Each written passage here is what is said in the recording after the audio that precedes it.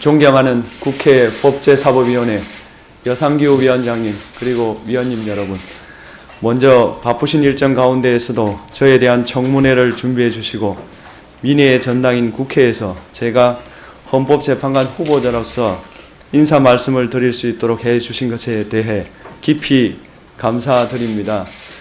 여러 가지로 부족한 제가 이 자리에 서고 보니 많이 떨리고 긴장이 됩니다만, 국민을 대표하는 여러 위원님들 앞에서 헌법재판관 후보자의 자질과 능력을 검증받는 엄중한 자리인 만큼 정직하고 성실한 자세로 청문회에 임할 것을 약속드립니다. 아울러 이번 청문회를 준비하면서 헌법재판관으로서 저희 역할과 자세에 대해 고민하고 다짐한 바를 말씀드리는 것으로 저의 인사 말씀을 대신하고자 합니다. 저는 1965년 경남 화동군에서 가난한 농부의 3남 1녀 중 장남으로 태어났습니다. 낡은 교복과 교과서 일망정 물려받을 친척이 있어 중학교를 졸업할 수 있었고, 고등학교 2학년 때는 독지가인 김장하 선생을 만나 대학교 4학년까지 장학금을 받을 수 있었습니다. 덕분에 학업을 무사히 마칠 수 있었고 사법시험에도 합격할 수 있었습니다. 김장하 선생은 한약업사로서 번 돈으로 명신고등학교를 건립하여 경상남도에 기증하였고 수백 명의 학생에게 장학금을 지급하였으며 형평운동 기념사업회, 진주 5강대 복원사업, 경상대학교 남명강 건립 등 좋은 일을 많이 하였습니다. 선생은 제게 자유에 기초하여 부를 쌓고 평등을 추구하여 불합리한 차별을 없애며 화개로 공동체를 튼튼히 연결하는 곳이 가능하다는 것을, 가능한 곳이 대한민국이라는 것을 몸소 깨우쳐 주셨습니다. 제가 사법시험에 합격하고 인사하러 간 자리에서 내게 고마울 필요는 없다. 나는 이 사회의 것을 너에게 주었으니 갚으려거든 내가 아니라 이 사회에 갚으라고 하신 선생의 말씀을 저는 한시도 잊은 적이 없습니다. 법관의 길을 걸어온 지난 27년 동안 저는 한결같은 마음으로 대한민국 헌법의 숭고한 의지가 우리 사회에서 올바로 관철되는 것을 찾는 데 전력을 다하였습니다. 그것만이 선생의 가르친 대로 제가 우리 사회의 진빚을 조금이나마 갚을 수 있는 길이라 여기면서 살아왔습니다. 제가 헌법재판관에 임명되더라도 지금까지 간직해온 저의 초심은 언제나 변하지 않을 것입니다. 존경하는 위원장님, 그리고 위원님 여러분, 저는 55년을 살아오는 동안 대학교, 사법연수원 6년을 제외한 내내 지방에서 살았습니다. 판사 생활도 모두 부산 경남 지역에서만 했습니다. 지방에 살아보니 모든 자원이 수도권에 집중되어 있고 중앙 집권하러 지방에 거주하는 국민의 뜻이 제대로 반영되지 않은 것을 절감하는 때가 많았습니다. 자원이 부족한 나라에서 불균형 성장 전략을 택한 불가피한 결과로 여길 수도 있지만 1인당 국민 소득이 3만 불인 2019년에 대한민국에서 지역 불균형 해소는 시급하고 중대한 문제라고 생각합니다. 대한민국 헌법은 전문에서 국민 생활의 균등한 향상을 기할 것을 선언하고 있고, 이를 실현하기 위하여 제8장에서 지방자치를 규정하고 있고 제9장에서 국가에게 지역 간의 균형 있는 발전을 위한 지역경제 육성 의무를 부과하고 있습니다.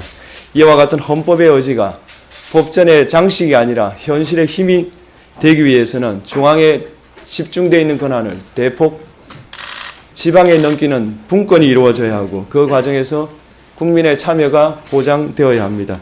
제가 만일 인사청문회를 거쳐 헌법재판관에 임명된다면 생애 대부분을 지방에서 살아온 저의 경험을 바탕으로 우리 헌법에서 선언한 지방분권의 가치가 최대한 실현될 수 있도록 함으로써 균형 있는 국민 경제의 성장과 안정을 이루는 데 최선의 노력을 다하겠습니다. 위원장님, 위원님 여러분, 저는 청문회를 준비하는 과정에서 저에 대하여 정치적으로 편향되었다는 우려가 있다는 것을 잘 알게 되었습니다. 우선 진위 여부를 떠나 그와 같은 우려를 낳는 것 자체가 저희 불찰이므로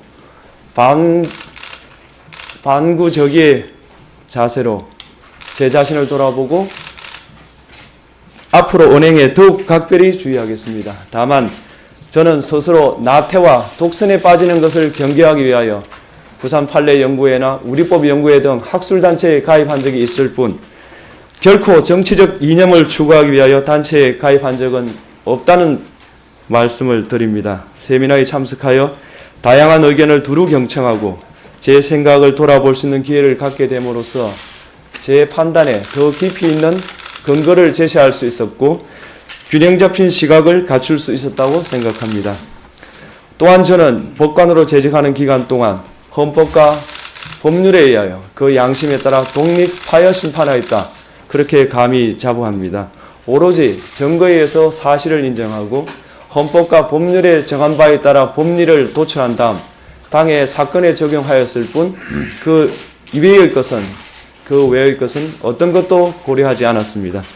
지금까지 마찬가지로 앞으로도 인명권자를 포함한 사회의 모든 세력으로부터 독립된 상태에서 공정한 재판을 하는데 저희 모든 것을 바칠 각오가 되어 있다는 점은 이 자리를 빌려 명확히 말씀드리고 싶습니다. 존경하는 위원장님, 위원님, 헌법이 대한민국의 집이라면 헌법재판관은 대한민국의 문지기와도 같습니다. 제가 국회 인사청문회를 거쳐 헌법재판관에 임명된다면 동료 재판관들의 깊이 있는 견해에 귀를 기울이고 열린 마음과 겸손한 자세로 토론하겠습니다. 외부의 다양한 시각에도 열린 자세로 대하겠습니다. 부단한 소통과 성찰의 과정을 통해 제 견해에 그 어떠한 편견이나 독선이 자리 잡을 수 없도록 늘 경계하고 정진하겠습니다. 그리하여 헌법재판소의 결정이 사실성과 타당성을 갖추도록 함으로써 우리들의 자손의 안전과 자유와 행복을 영원히 확보하는 데 작은 보탬이 되도록 정성을 다하겠습니다. 오늘의 청문회는 국민을 대표하는 위원님들로부터 헌법재판관 후보자의 자질을 검증받고 앞서 말씀드린 저희 각오를 더욱 굳건히 하는 자리입니다. 이번 청문회가 헛되지 않도록 위원님들의 질의에 성심껏 답변드리고 조언과 충고를 가슴 깊이 새기겠습니다. 마지막으로 저에 대한 청문회를 위하여 기조한 시간을 내어주신 여상교 위원장님 그리고 위원님들께 다시 한번 깊은 감사의 말씀을 드립니다. 예, 문영배 후보자님 수고하셨습니다. 다음은 질의답변 순서가 되겠습니다만 간사 간의 이 협의와 또 합의에 따라서 먼저 발언하실 분들 발언 기회를 좀 드리고 그리고 질의답변 순서로 들어가도록 하겠습니다.